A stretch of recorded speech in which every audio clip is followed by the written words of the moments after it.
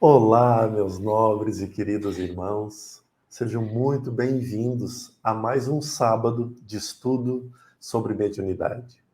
Hoje, aprofundando um pouco mais e relembrando que na semana anterior nós falamos sobre médiuns sensitivos, ou seja, todos nós, ou impressionáveis, como Kardec coloca, e hoje nós vamos para médiuns audientes e médiuns falantes.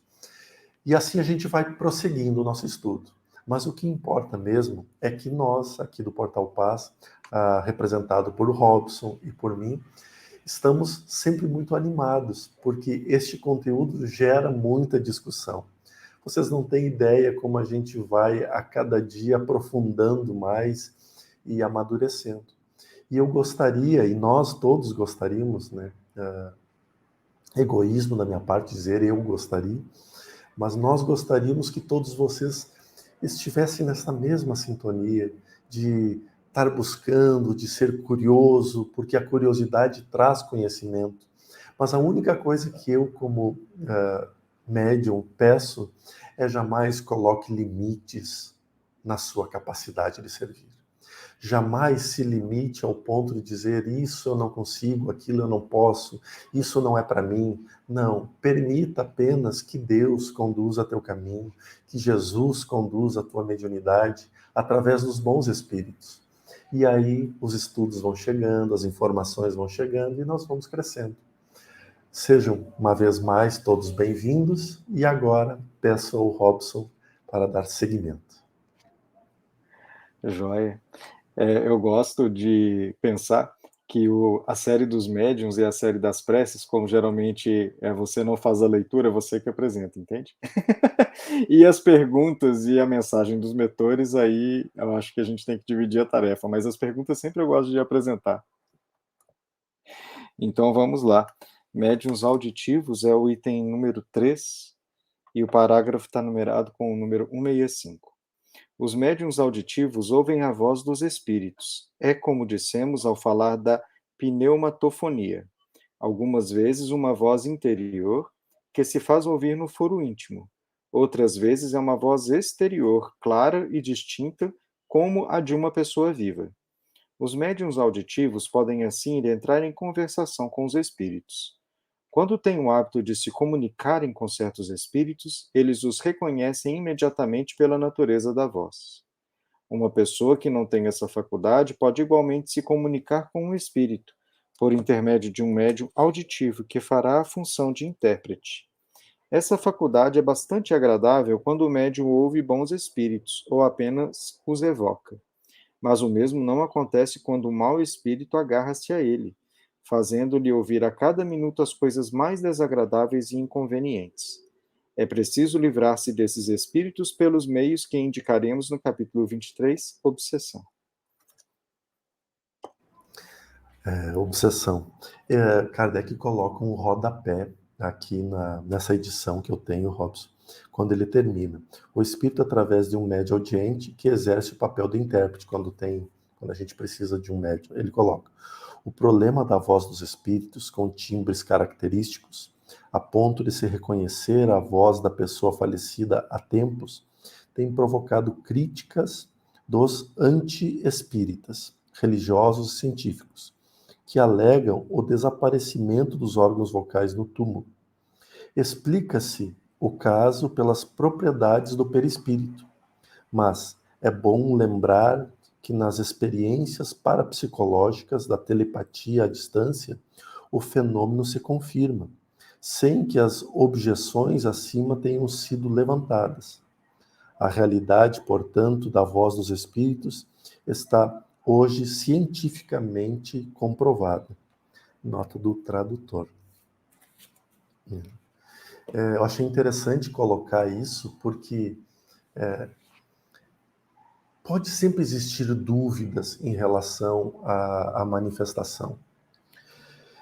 Uma das coisas muito interessantes é que agora a gente vai ter uma sequência de mediunidades muito comuns, como, por exemplo, essa que é a da clareaudiência, ou médiuns audientes.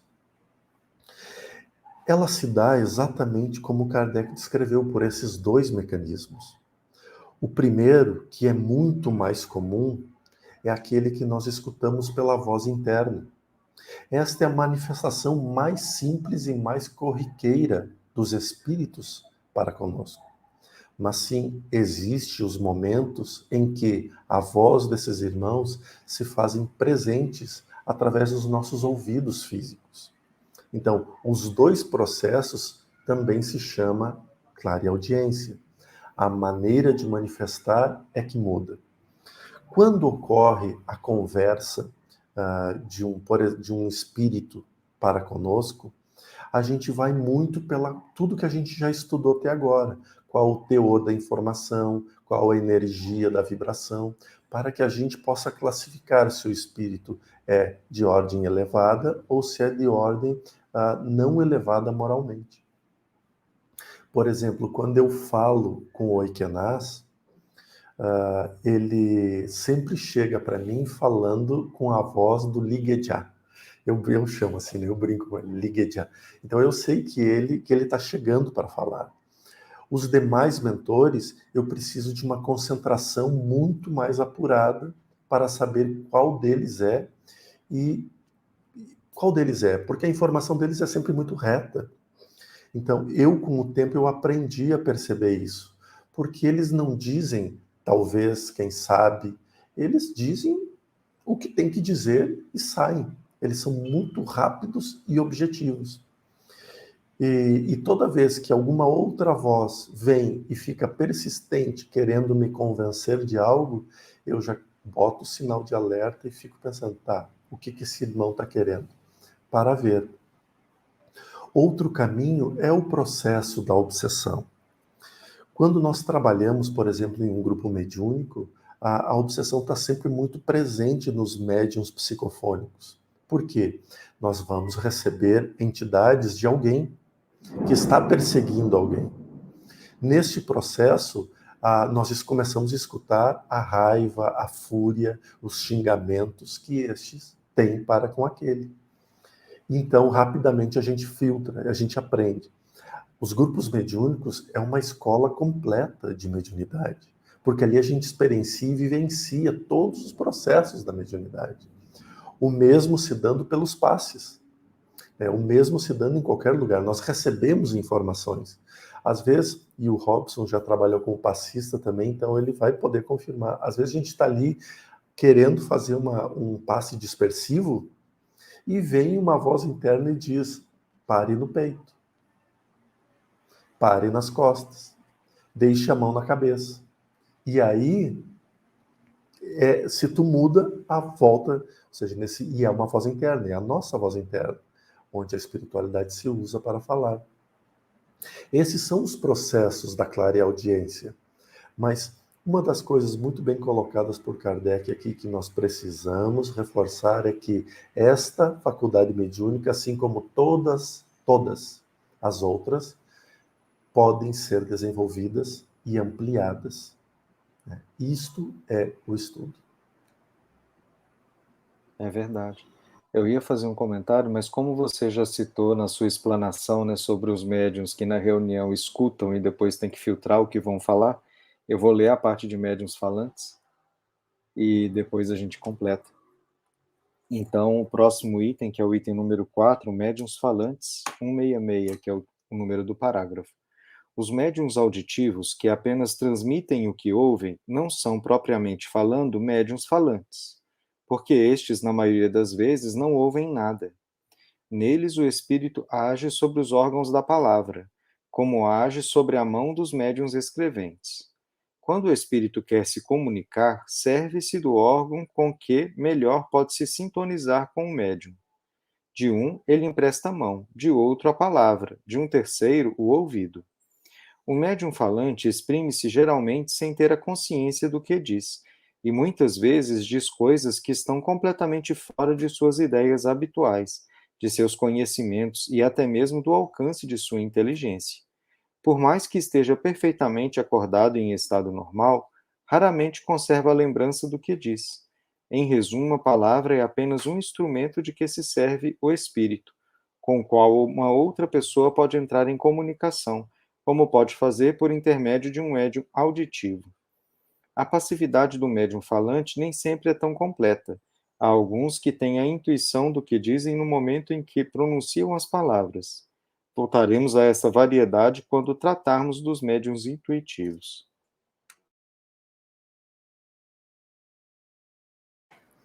Nesse item, o tradutor deixa duas notas de rodapé. A primeira nota de rodapé está no final do primeiro parágrafo. Então, ele diz assim: além dessas provas da independência do espírito comunicante, assinaladas por Kardec, devemos lembrar que numerosos casos da bibliografia mediúnica e das experiências contidas com a mediunidade nos mostram que o espírito pode tratar, através do médium, de assuntos a que este se furta, e muitas vezes acusando-o, chamando-lhe a atenção. Só um minutinho.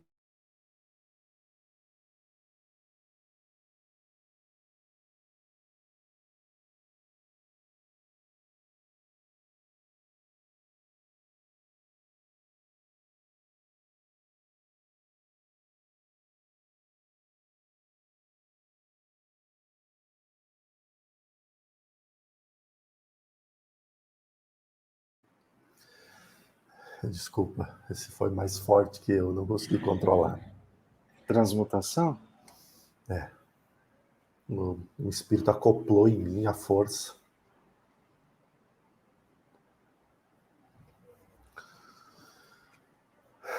Quando a gente fala de Mediunidade na prática. quando a gente fala de mediunidade, aparecem os casos. É. E aí, o que eu fiz? Pedi desculpas a ele e disse: não é hora de você falar. Então, depois eu converso com ele. Uhum.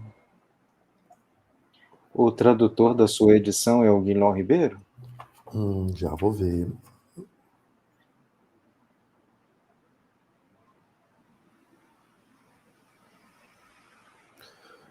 Herculano Pires.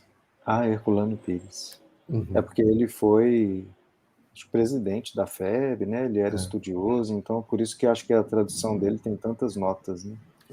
E no parágrafo seguinte, ele coloca assim: os médiuns falantes, chamados entre nós médiuns da incorporação, dividem-se em duas classes bem conhecidas: médiuns conscientes e médiuns inconscientes. Aos conscientes é a que Kardec dava acertadamente a designação de intuitivos. Aliás, essa divisão existe em todas as modalidades mediúnicas. Uhum. E É interessante porque você vê que Kardec, de uma certa maneira, dividiu pelos órgãos dos sentidos, né? E é uma coisa que em neurociência a gente faz com a capacidade das funções da mente, né? Porque tem algumas funções que são ligadas à linguagem, tem outras que são ligadas só à sensação. Então, por exemplo, se eu vejo uma coisa, não necessariamente eu tenho uma expressão na linguagem para aquilo, né? É só a imagem. Eu posso descrever essa imagem em palavras depois, mas se alguém vê a imagem, às vezes ela nem precisa de palavras, né? Então é um tipo. E tem outros que é só a linguagem, né? Então acho que, por exemplo, nesses médiuns falantes aqui, dele dizendo que a pessoa às vezes está inconsciente, me veio muito na cabeça essas pessoas que expressam em outras línguas, né, que elas nem conhecem. Então a pessoa de repente recebe uma fala ou um texto ou uma coisa numa língua que ela nem domina, né? exatamente assim como no filme Predestinado, Arigó, que era garimpeiro, né? Depois comerciante, e quando o Dr. Fritz chegava, ele operava e fazia cirurgias que nem a medicina na época conhecia. Esse é um exemplo de mediunidade inconsciente. Eu vou além da nota do Herculano Pires, eu diria que toda a mediunidade ela pode se classificar em 3 categorias, principalmente a de falantes, que é a psicofonia, como a psicografia. A psicografia é separada em 3 partes: a intuitiva, a semimecânica e a mecânica. Então, a intuitiva quer dizer que o médium recebe informação e escreve, como se alguém estivesse ditando a ele. A semimecânica, o médium não tem acesso à informação até que ele escreva. Ele está consciente, ele só tem a informação a cada palavra terminada. O médium inconsciente ou mecânico é aquele que só tem a informação depois que voltar do transe mediúnico. E a psicofonia se dá dessa forma. Nos processos de desobsessão, por exemplo, muitas vezes o médium fica entre consciente e semiconsciente, porque ele precisa ser o primeiro filtro de educação do espírito comunicante, para que não se fale palavras chulas, palavras difíceis quero dizer em termos de aspereza, de dureza, né? E que não vire uma bagunça. Porque imagina o médium não ter o controle. O espírito que acopla no médium, ele vai ter muita raiva. E ele tendo muita raiva, ele poderá se lançar contra o seu perseguidor, que pode estar ali na reunião mediúnica, ou até mesmo contra o esclarecedor. Então, a primeira educação cabe ao médium. Cabe ao médium dizer, não, isto não. E aí que começa todo o processo do desenvolvimento. Esta é uma das faculdades que, para mim, foi muito difícil de trabalhar. Primeira, porque na nossa casa espírita, lá atrás, não se tinha esses médiuns. Só tinha um, que era o Gilberto, que ia muito pouco ele ia mesmo a Santa Maria fazer palestras. Mas, quando ele ia, eu tirava o máximo de informação possível. Os outros tinham experiência em outras faculdades mediúnicas. Então eu tive que aprender a desenvolver a psicofonia sozinho. Lendo, estudando e tentando me conectar com a espiritualidade. Lendo, estudando, tentando me conectar com a espiritualidade. Até ganhar essa confiança. Né? Por ver que ali se falava coisas mais profundas do que o meu conhecimento. Até hoje, assim, se fala coisas tão profundas ali e informações que foge do meu conhecimento, que foge da minha estrutura intelectual. Então, isso me traz, sim, a certeza, não, eu estou fazendo o trabalho certo. Mas é muito difícil no início. Para mim, foi uma das mediunidades mais densas até agora, mais difíceis, mais tensa até agora. E eu sei que vai ser assim até o meu desencarne. Uhum. Eu acho que essas ocasiões, né, que a gente tem de se aproximar de um espírito em sofrimento é permitido pelos orientadores, né, com essa dupla finalidade de auxiliar a pessoa, né, o espírito que está ali, mas também para o nosso aprendizado, né, e às vezes até para o nosso auxílio também, porque se a gente não passa pela experiência, a gente não vai evoluir, né? Então, acho que existe esse tipo de propósito, né?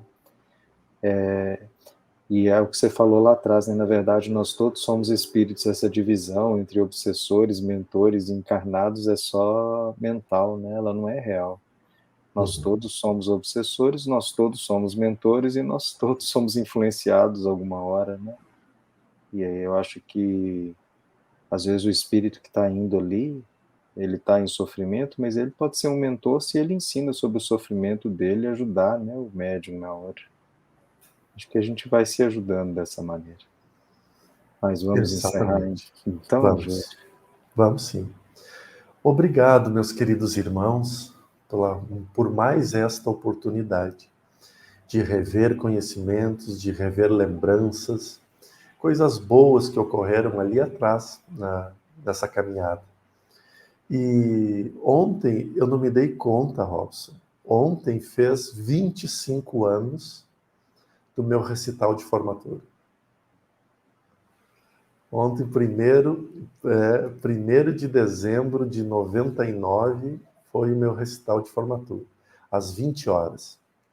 E ontem, eu me dei conta hoje, quando eu olhei, nossa, mas hoje é dia 2, e tinha uma época que eu contava direitinho, até os 20 anos eu contava, agora não conto mais. Tá?